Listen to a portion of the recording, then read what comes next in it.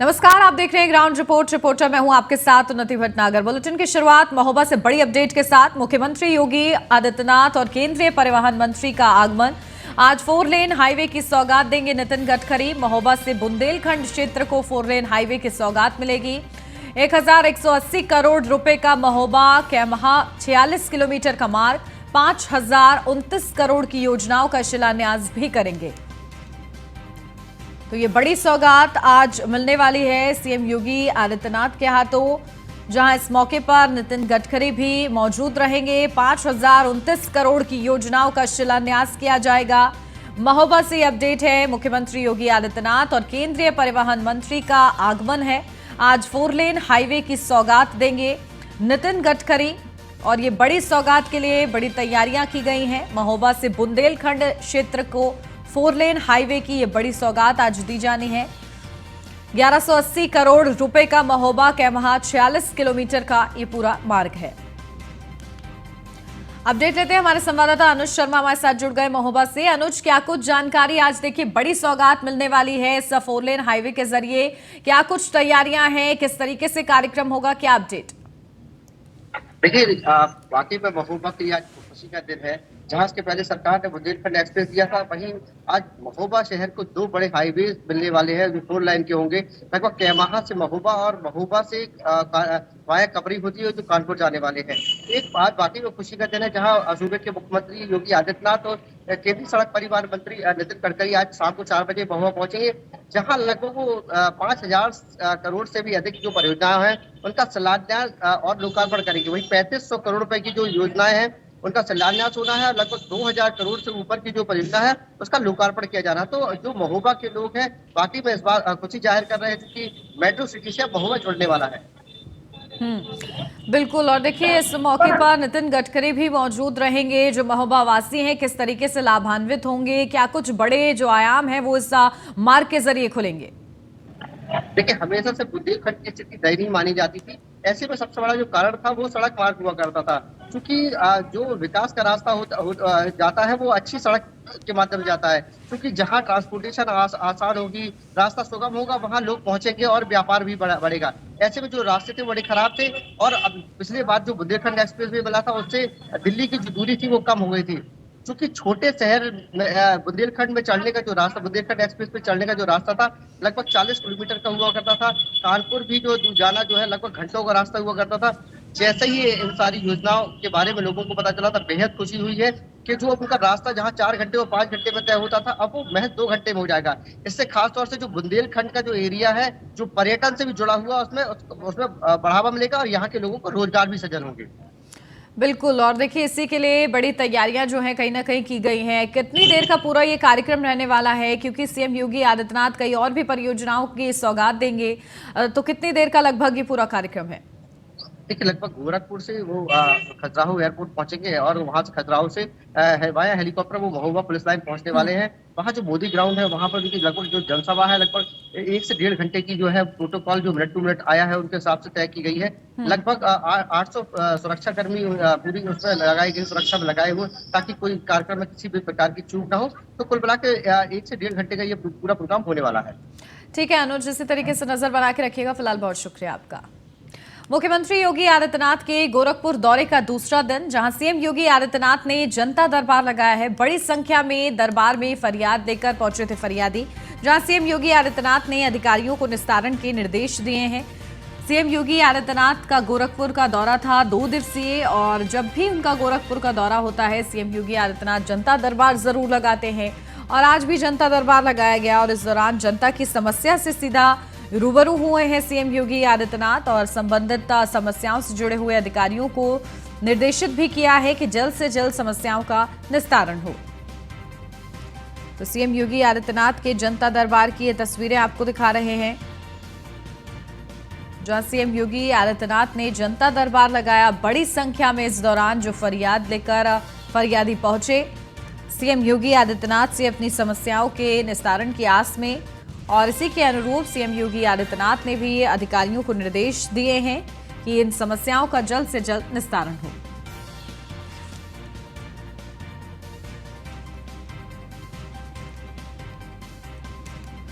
Update लेते हैं, हमारे संवाददाता हरेंद्र दुबे हमारे साथ जुड़ गए हैं। हरेंद्र, क्या कुछ जानकारी? देखिए, जनता दरबार लगाया सीएम योगी आदित्यनाथ ने, फरियादी पहुंचे, उनकी फरियाद सुनी है सीएम योगी आदित्यनाथ ने, क्या कुछ जानकारी?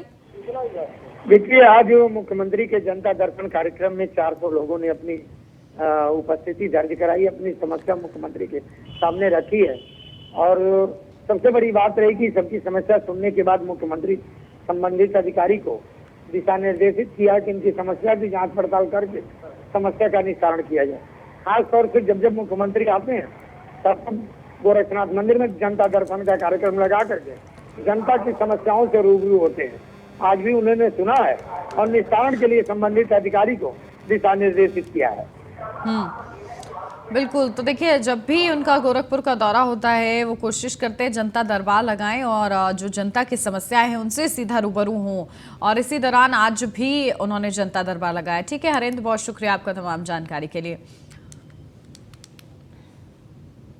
बिजनौर से अब खबर, सपा प्रमुख अखिलेश यादव का बिजनौर दौरा है। आज निजी कार्यक्रम में शिरकत करेंगे अखिलेश यादव, पार्टी नेता की शादी में शिरकत करेंगे अखिलेश यादव। तो अखिलेश यादव के आने पर पुलिस प्रशासन पूरी तरीके से मुस्तैद है। निजी कार्यक्रम बताया जा रहा है, जहां पार्टी नेता के निजी कार्यक्रम में शामिल होने के लिए अखिलेश यादव पहुंच रहे हैं। पार्टी नेता की शादी है और इस शादी समारोह में शिरकत करने के लिए समाजवादी पार्टी के अध्यक्ष अखिलेश यादव का खास दौरा बताया जा रहा है। अपडेट लेते हैं, हमारे संवाददाता फैजल जुड़ गए बिजनौर से। फैजल, क्या कुछ जानकारी? आज सपा प्रमुख का दौरा है, निजी कार्यक्रम में जुड़ने के लिए क्या तैयारियां हैं, कितना उत्साह? देखिए, बिल्कुल मैं आपको बता दूं, सपा प्रमुख अखिलेश यादव का बिजनौर जो दौरा है, सपा कार्यकर्ताओं में अलग ही उत्साह दिखाई दे रही है। अगर बात करी जाए दौरे की तो 4 जगह दौरा है अखिलेश यादव का। सबसे पहले वो अफजलगढ़ आएंगे, फिर धामपुर, और उसके बाद वो नगीने जाएंगे। नगीने के बाद लास्ट में वो बिजनौर रहेंगे। बिजनौर में 2 जगह, एक तो राशिद हुसैन जो जिलाध्यक्ष हैं उनके यहाँ बेटी को आशीर्वाद देने के लिए जाएंगे, और एक डॉक्टर रमेश तोमर हैं उनके यहाँ जाएंगे। उसके बाद वो रवाना हो जाएंगे देहरादून के लिए। बिल्कुल, तो करीब कितनी देर का कार्यक्रम उनका रहने वाला है बिजनौर में? देखिए, अगर बात की जाए देर के कार्यक्रम की तो पूरा दिन, अगर पूरा दिन की बात की जाए तो वो बिजनौर में ही दौरा रहेगा। पूरे दिन अखिलेश यादव का बिजनौर दौरा है। ये एक बहुत बड़ी बात है क्योंकि अखिलेश यादव पहली बार इतने समय बिजनौर रहेंगे। बिल्कुल, ठीक है, बहुत शुक्रिया फैजल आपको तमाम जानकारी के लिए। लखनऊ से अब खबर, अखिलेश यादव के लिए आज का दिन अहम है। सुप्रीम कोर्ट में आय से अधिक संपत्ति मामले की सुनवाई है आज। 2005 में आय से अधिक संपत्ति का आरोप लगा था। 2007 में सुप्रीम कोर्ट ने सीबीआई को प्राथमिक जांच के आदेश दिए थे। तो आज का दिन अहम है, जहां 2005 में आय से अधिक संपत्ति का आरोप लगा था और इसी सिलसिले में 2007 में सुप्रीम कोर्ट ने सीबीआई को प्राथमिक जांच के आदेश दिए थे। तो अखिलेश यादव के लिए आज का दिन क्यों महत्वपूर्ण है, इसकी वजह आपको बता रहे हैं। जहां 2005 से जुड़ा हुआ ये पूरा मामला है, आय से अधिक संपत्ति का उन पर आरोप लगा था और इसके बाद 2007 में सुप्रीम कोर्ट की तरफ से ये निर्देश दिए गए थे कि सीबीआई इस पूरे मामले की जांच करे। और ऐसे में आज इस पूरे मामले पर किस तरीके से गहमा-गहमी रहती है, इस पर न्यूज़ 1 इंडिया की नजर बनी रहेगी। लेकिन फिलहाल ये बड़ा मामला है, 2005 से जुड़ा हुआ, और इसी के लिए अखिलेश यादव के लिए आज का दिन अहम है। तो सुप्रीम कोर्ट में आय से अधिक संपत्ति मामले में सुनवाई है आज। 2005 में आरोप लगा था अखिलेश यादव पर आय से अधिक संपत्ति का, और इसी के चलते 2007 में सुप्रीम कोर्ट ने निर्देश दिए थे सीबीआई को कि इस पूरे मामले में प्राथमिक जांच की जाए, और आज इस पूरे मामले पर सुनवाई है। अपडेट लेते हैं, हमारे संवाददाता पीयूष तिवारी हमारे साथ जुड़ गए हैं। पीयूष, क्या कुछ जानकारी? देखिए, सुप्रीम कोर्ट में सुनवाई इस पूरे मामले पर, अखिलेश यादव के लिए दिन अहम हो जाता है। 2005 में आरोप लगा था आय से अधिक संपत्ति का, इस पूरे मामले में आज क्या कुछ सुनवाई के दौरान होने की संभावना? निश्चित रूप से आज अखिलेश यादव के लिए काफी महत्वपूर्ण दिन है, क्योंकि सुप्रीम कोर्ट में आय से अधिक संपत्ति मामले में आज सुनवाई होगी। क्योंकि 2005 में आय से अधिक संपत्ति का आरोप लगा था। इसके साथ ही अगर हम बात करें तो 2007 में सीबीआई ने माफ करिएगा सुप्रीम कोर्ट ने सीबीआई को प्राथमिक जांच का आदेश भी दिया था। तो निश्चित रूप से आज सुप्रीम कोर्ट में सुनवाई होगी। हालांकि आप देखिए, जिस तरीके से यादव परिवार के खिलाफ जो पूर्व कांग्रेस नेता विश्वनाथ चतुर्वेदी हैं, उन्होंने एक शिकायत की थी, और इस मामले में पिछली सुनवाई 5 दिसंबर 2022 को हुई थी। और उस सुनवाई में यादव परिवार की ओर से जो वकील पेश हुए थे, सीनियर वकील एडवोकेट हैं कपिल सिब्बल, उन्होंने इस मामले को बंद करने का जो अनुरोध है, जो रिक्वेस्ट है वो कहीं ना कहीं सुप्रीम कोर्ट से किया था। और साथ में कपिल सिब्बल ने ये भी दलील दी थी पिछली सुनवाई में कि 2019 में हलफनामा सीबीआई हलफनामा दायर कर चुकी है कि वो केस की जांच को बंद कर चुकी है। ऐसे में इस मामले में कुछ बचा नहीं है। इसके बाद अगर बात करें तो सिब्बल की इस दलील की जो विरोध है वो कहीं ना कहीं याचिकाकर्ता विश्वनाथ चतुर्वेदी ने किया था। तो निश्चित रूप से आज का कहीं ना कहीं जो महत्वपूर्ण जो सुनवाई है अखिलेश यादव मामले में आज सुप्रीम कोर्ट में होने वाली है। संभवतः दोपहर में ये सुनवाई हो जाएगी। बिल्कुल, और इस दौरान देखिए किस तरीके से सुप्रीम कोर्ट का रुख रहता है, ये देखने वाली बात हो कि नजर बना के रखिएगा। पीयूष, बहुत शुक्रिया आपका।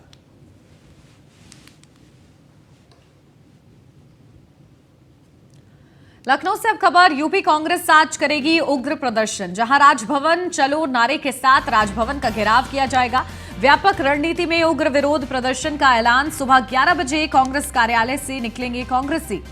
तो राजभवन चलो नारे के साथ आज राजभवन का घेराव। व्यापक रणनीति में उग्र विरोध प्रदर्शन का ऐलान है कांग्रेस पार्टी की तरफ से। और ऐसे में सुबह 11 बजे कांग्रेस कार्यालय से निकलेंगे कांग्रेसी और इसके बाद उग्र प्रदर्शन किया जाएगा। यूपी कांग्रेस आज प्रदर्शन करेगी और इसके लिए राजभवन चलो नारे के साथ राजभवन का घेराव किया जाएगा।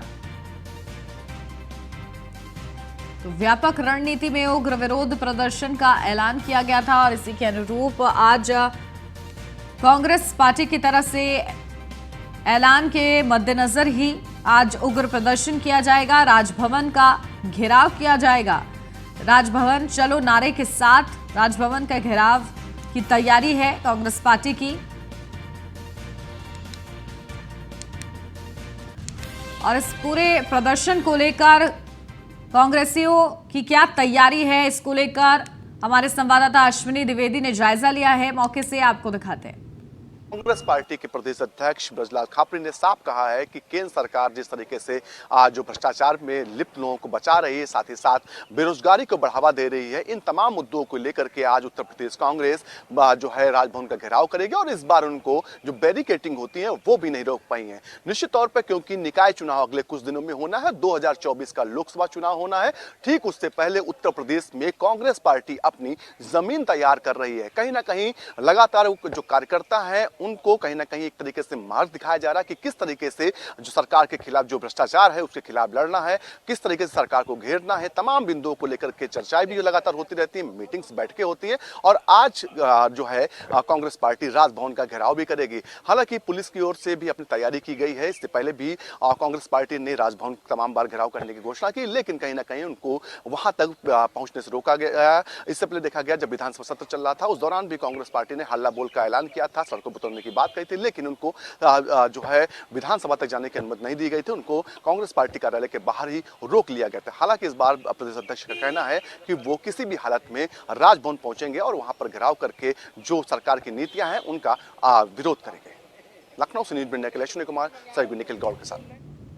लखनऊ से अब खबर, मुख्यमंत्री योगी आदित्यनाथ की एक नई पहल। 45 लाख गरीब परिवार की महिलाओं को रोजगार दिया जाएगा। एक परिवार से एक व्यक्ति को रोजगार देने पर काम शुरू हो रहा है। इस साल 45 लाख परिवार की महिलाओं को रोजगार मिलेगा। 2.83 लाख नए महिलाएं स्वयं सहायता समूह बनाई जाएंगी, तो वहीं 6.93 लाख महिला स्वयं सहायता समूह के तहत कार्यरत रहेंगी। प्रत्येक समूह में 11 महिला सदस्य की संख्या होती है। तो ऐसे में 31.13 लाख महिलाओं को नए समूहों से जोड़ा जाएगा। तो ये नई पहल योगी सरकार की रोजगार के दिशा में ये एक बड़ा कदम माना जा रहा है, जहां 31.13 लाख महिलाओं को नए समूहों से जोड़ा जाएगा। अपडेट लेते हैं, हमारे संवाददाता एसके वाजपेयी हमारे साथ जुड़ गए हैं। एसके, क्या जानकारी, देखिए किस तरीके से ये नई पहल सामने आई है, क्या बड़ी योजना है, किस तरीके से इस उद्देश्य के तहत काम करेगी योगी सरकार? बिल्कुल, अगर हम देखें तो लगातार योगी सरकार कोशिश कर रही है कि उत्तर प्रदेश की महिलाओं को रोजगार के साथ जोड़ा जाए और यही वजह उत्तर प्रदेश सरकार की तरफ से लगातार कोशिशें जारी हैं। इस बार 2.3 लाख नए महिला समूह बने, करीब 23 महिलाओं को अब बीजेपी की तरफ से अपने संकल्प पत्र बिल्कुल, तो देखिए कहीं ना कहीं एसके जो वादा था संकल्प पत्र में उसको पूरा किया जा रहा है और ज्यादा से ज्यादा महिलाओं को रोजगार से जोड़ने का काम किया जा रहा है। स्वयं सहायता समूहों के जरिए महिलाओं को जोड़ा जाएगा और उन तक रोजगार मुहैया कराया जाएगा। ये एक बड़ी पहल है योगी सरकार की और इसके लिए उद्देश्य यही है कि महिलाओं को भी कहीं ना कहीं रोजगार का जो हक है वो बराबरी के साथ मिलता जाए। 45 लाख गरीब परिवारों की महिलाओं को रोजगार मिलेगा इस पहल के माध्यम से, जहां एक परिवार से एक व्यक्ति को रोजगार देने पर काम शुरू हो गया है।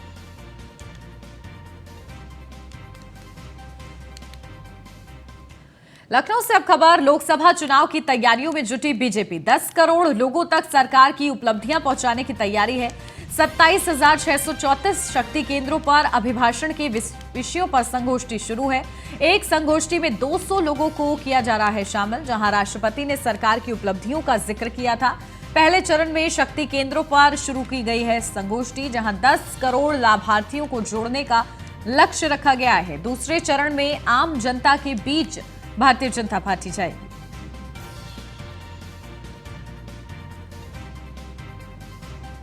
अपडेट लेते हैं, हमारे संवाददाता एसके वाजपेयी हमारे साथ जुड़ गए हैं। एसके, क्या कुछ जानकारी, किस तरीके से देखिए बड़ी योजना बनाई गई है, 10 करोड़ लाभार्थियों को जोड़ने का इस दौरान लक्ष्य भी रखा गया है? बिल्कुल निश्चित तौर पर, क्योंकि उत्तर 2024 का चुनाव होना है, उससे पहले पार्टी की तरफ से एक अभियान चलाया जाएगा जिसमें 10 करोड़ लाभार्थी जो कि केंद्र और प्रदेश सरकार की योजनाओं के हैं, उनको इस जरिए से जोड़ने की कोशिश होगी। क्योंकि भारतीय जनता पार्टी ने अपने शक्ति केंद्र बनाए हैं जिसमें 27,000 शक्ति केंद्रों पर ये आयोजन होने हैं। हालांकि ये पहला चरण है जब भारतीय जनता पार्टी उन लाभार्थियों को जोड़ेगी जो उत्तर प्रदेश या केंद्र सरकार की किसी योजना से लाभान्वित हो चुके हैं। उनके जरिए ये संदेश पूरे समाज में देने की कोशिश होगी कि किस तरीके से भारतीय जनता पार्टी की सरकार काम कर रही है और उसका फायदा आम लोगों को मिल रहा है। उसके बाद दूसरा चरण शुरू होगा जिसमें भारतीय जनता पार्टी राष्ट्रपति के अभिभाषण, जिसमें मोदी सरकार की उपलब्धियां बताई गई थी, उसको लेकर जनता के बीच जाएगी और लोगों के बीच जाकर उनको बताने की जरूरत होगी। जो शंका समाधान है लोगों के, वो भी भारतीय जनता पार्टी के पदाधिकारियों की तरफ से किया जाएगा और कार्यकर्ताओं को जिम्मेदारी दी गई है कि वो 6 पेज जो राष्ट्रपति के अभिभाषण है जिसमें मोदी सरकार की उपलब्धियों के बारे में बताया गया है, उसके बारे में लोगों को बताएं। अगर उनकी कोई शंका है तो शंका का समाधान करें और लोगों को ये समझाएं कि किस तरीके से भारतीय जनता पार्टी की केंद्र और प्रदेश सरकार ने उनके लिए काम किया है। तो सीधे तौर पर हम कहें कि बीजेपी पूरी तरीके से 2024 के चुनाव में लगी हुई है और उस 2024 के चुनाव के लिए भारतीय जनता पार्टी की तरफ से लगातार पूरी कोशिशें की जा रही हैं और कोशिश की जा रही है कि ज्यादा से ज्यादा लोगों को इस अभियान में जोड़ा जाए ताकि बेहतर परफॉर्मेंस आने वाले 2024 चुनाव में दी जा सके। क्योंकि उत्तर प्रदेश बीजेपी के लिए पहले से महत्वपूर्ण रहा है और उत्तर प्रदेश के जरिए ही भारतीय जनता पार्टी की पूर्ण बहुमत की सरकार केंद्र में बनी थी। तो यही एक वजह है कि उत्तर प्रदेश पर खासा फोकस भारतीय जनता पार्टी की तरफ से किया जा रहा है। बिल्कुल, और देखिए एसके, बीजेपी की स्ट्रैटेजी रहती है कि सीधा जनता से कनेक्टिविटी जो है बढ़ाई जा सके और इसके लिए जो कार्यक्रम किए जा रहे हैं उसके माध्यम से भी सीधा आम जनता से जुड़ने की बड़ी योजना बनाई गई है। बिल्कुल सीधे तौर पर, क्योंकि जो पहले चरण का लक्ष्य है वही 10 करोड़ लोगों तक पहुंचने का है। 10 करोड़ लोगों के जरिए ये संदेश देना होगा कि किस तरीके से उनको विभिन्न योजनाएं, चाहे वो उज्ज्वला योजना हो, समग्र ग्राम विकास योजना हो, किसान समृद्धि योजना हो, पेंशन योजना हो या और जो योजनाएं चल रही हैं जिसमें आयुष्मान कार्ड जैसी योजनाएं भी शामिल है, उनका लाभ उनको दिया गया है। तो ये अन्य जो लोग हैं उनको भी ये जानकारी हो कि किस तरीके से बीजेपी की सरकार ने ये काम किए हैं और आगे अगर उनकी सरकार आती है तो किस तरीके से चीजों को आगे बढ़ाया जाएगा। तो निश्चित है कि तय रणनीति के तहत भारतीय जनता पार्टी लगातार आगे बढ़ रही है और कोशिश कर रही है कि इसके जरिए से चीजों को आगे बढ़ाया जाए। वही ये अभियान भारतीय जनता पार्टी चलाने जा रही है। बिल्कुल, तो देखिए बड़े स्तर पर इस अभियान की भी तैयारी है और 2024 के लिए कहीं ना कहीं पूरी तरीके से कमर कस ली है भारतीय जनता पार्टी ने। बहुत शुक्रिया इसके आपका तमाम जानकारी के लिए। लखनऊ से अब खबर, पिछड़ों की आबादी के आंकड़े बदले तो अधिकारियों की पोल खुलेगी। जहां डीएम की देखरेख में अधिकारी करते हैं नगर निकाय का रैपिड सर्वे। रिपोर्ट में सबसे अधिक खामियां रैपिड सर्वे को लेकर गिनाई गई हैं। रिपोर्ट में पिछड़ों के आंकड़ों में काफी अंतर देखने को मिला है। कई निकायों में बिना आधार के आंकड़ों में फेरबदल किया गया है। दोबारा रैपिड सर्वे का फैसला हुआ तो 15 से 20 दिन और टलेगी प्रक्रिया। आपत्तियों के निस्तारण के लिए भी 1 सप्ताह का समय दिया जाएगा। रैपिड सर्वे की कमियों को दूर करके चुनाव कराने के निर्देश दिए गए हैं। 2011 की जनगणना के बाद पिछड़ों की आबादी में काफी बढ़ोतरी हुई है। तो आपत्तियों के निस्तारण के लिए भी 1 सप्ताह का समय दिया जाएगा। 2011 की जनगणना के बाद पिछड़ों की आबादी में काफी बढ़ोतरी हुई है।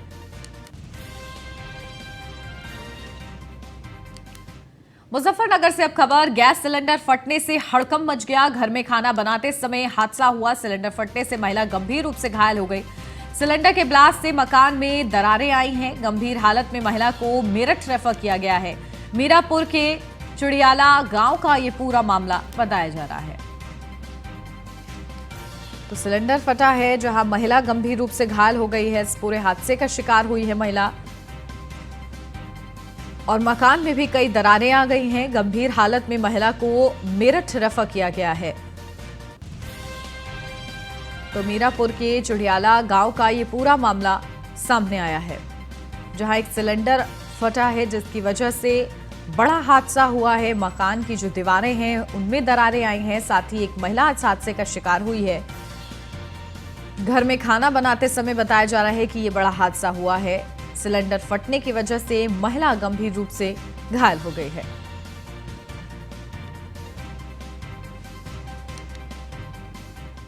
गाजियाबाद से अब खबर, जीडीए ने शुरू की बकाया राशि की वसूली। करीब 17 बिल्डर से वसूले जाएंगे लगभग 146 करोड़ रुपए। नक्शा पास कराने के बाद बिल्डरों ने नहीं दिया था मानचित्र शुल्क। जीडीए के सचिव ब्रिजेश कुमार ने प्रवर्तन अधिकारियों को वसूली के आदेश दिए। नोटिस भेजकर वसूली की कार्रवाई की जाएगी। तो करीब 17 बिल्डर हैं जिनसे वसूली की कार्रवाई की जाएगी। नक्शा पास कराने के बाद बिल्डरों ने मानचित्र शुल्क नहीं दिया है। जीडीए के सचिव ब्रिजेश कुमार ने प्रवर्तन अधिकारियों को वसूली के आदेश दिए हैं। नोटिस भेजकर वसूली की कार्रवाई की जाएगी। तो जीडीए गाजियाबाद डेवलपमेंट अथॉरिटी की तरफ से ये बकाया राशि की वसूली की बड़ी तैयारी है। करीब 17 बिल्डर बताए जा रहे हैं जिनसे वसूले जाएंगे करीब 146 करोड़ रुपए। नक्शा पास कराने के बाद बिल्डरों ने मानचित्र शुल्क नहीं दिया था, अब वसूली की जाएगी। पहले उनको नोटिस भेजा जाएगा और उसके बाद वसूली की कार्रवाई शुरू होगी जीडीए की तरफ से। तो जीडीए के सचिव के ये आदेश हैं, नोटिस भेजकर वसूली की कार्रवाई की जाए।